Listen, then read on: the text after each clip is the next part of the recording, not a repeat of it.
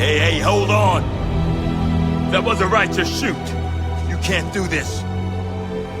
You're just some lousy vigilante. I'm a goddamn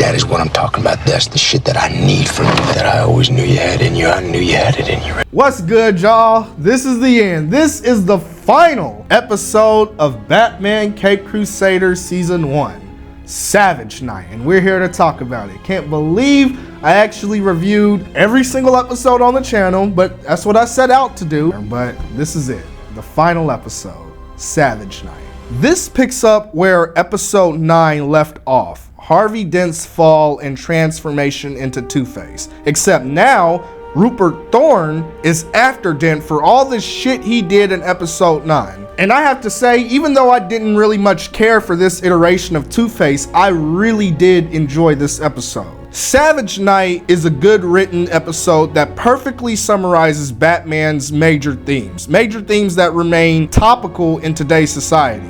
Law enforcement and justice systems that are flawed, and people who feel systemic reform is necessary to deter crime and prevent recidivism. Is that how you say that word? Y'all know what I'm trying to say. That's what we're witnessing on the streets of Gotham, and this show captures that perfectly. I think it also perfectly highlights society's failure to address mental health and its treatment of the disabled. Throughout this whole first season, many characters, good and bad, experience severe trauma resulting in disablement or mental illness. Mental illness is the root of Batman's existence, and it's what drives him, and it's also what drives Harvey Dent into becoming Two-Face. It was interesting to see Bruce in the situation he found himself in this two-part finale. No one understands Two-Face more than Batman does, with having two sides in oneself. And like I talked about in my last video, this is what makes Two-Face such a good character for Batman to deal with. This was the character that made Bruce realize he has to change so he doesn't become just like him. And we see that full circle moment at the end when Bruce takes those walls down and accept his allies and accept what Harvey ideally stood for. Thank you, Penny. Alfred. Thanks, Alfred.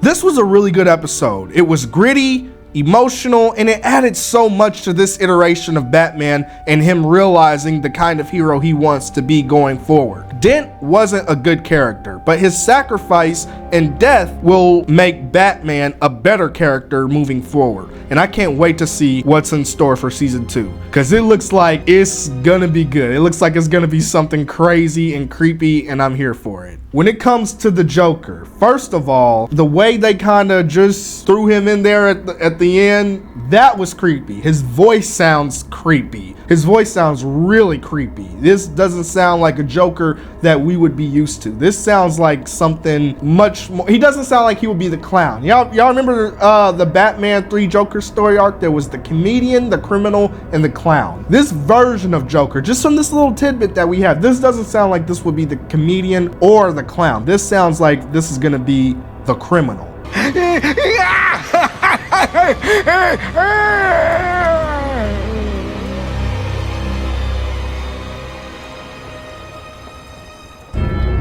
Perfect.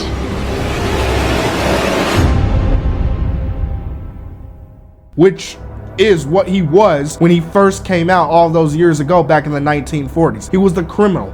I hope that when they introduce this character, when Batman goes up against him, I hope that it is something like Batman #1. That story with the Joker, that's a pretty good story. It features Batman and Robin, but even up to date, looking back on it, that's a pretty good story. And I hope that just the detective aspect, how psychotic and how much of a killer that version of the Joker is, I hope that they somewhat borrow heavily from that comic in season 2. Batman in this series has never faced somebody like the Joker. He's faced serial killers and psychos before, but he's never come across anybody like the Joker. He came across Harley Quinn, but even she wasn't like the Joker. I hope that when they do the Joker episode, I hope that Batman sees just how psychotic this man is and how he can't be bullied, bought, or reasoned with. And I hope that we see more of a mental struggle with Batman trying to bring the Joker down. I hope that he realizes there's something more sinister about this man that he's never seen before. And I hope it would be cool to see it bother him a little bit, like make him cringe a little bit, you know? That's something I would like to see moving forward. But I enjoyed this series for the most part. I talked about lows, I talked about highs. I think I was very fair with it overall in each episode that I critiqued and criticized and reviewed. I think I was fair for the most part. I was never biased or just hating. I think I was fair in my judgment overall. I think it's a good show. Like I said before, it doesn't blow me away. It's not my favorite Batman animated series, but it is decent. It is good, and it's good enough to where I can't wait for season 2, honestly.